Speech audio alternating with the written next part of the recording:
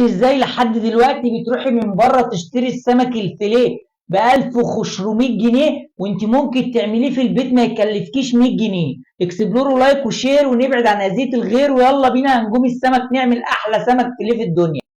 اول حاجه هنريح حته السمكه كده يا حبيب قلبي بالراحه وبشويش، وهقطعها كده حاجه شبه الاستريبس زي ما انتم شايفين كده بالشكل ده. بعد كده حبه من المستردة عشان جوزك عليك يرضى، فلفل احمر مطحون، ويعرفوا يا نجوم الكوكب ان انا بحبكم بجنون.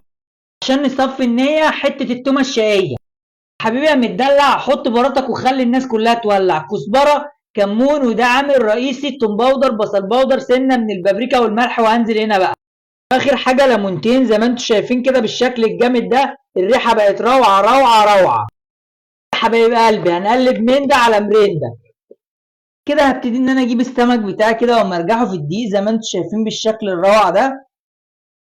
اجيب ميه ساقعه وانزل بالسمك هنا، وابتدي ان انا انزله في الدقيق مره تانية.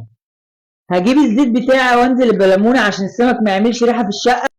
بالسمك بقى ينفعش ان احنا نقول على ده سمك، ده فراخ ستريبس يا حبايب قلبي يا جامدين.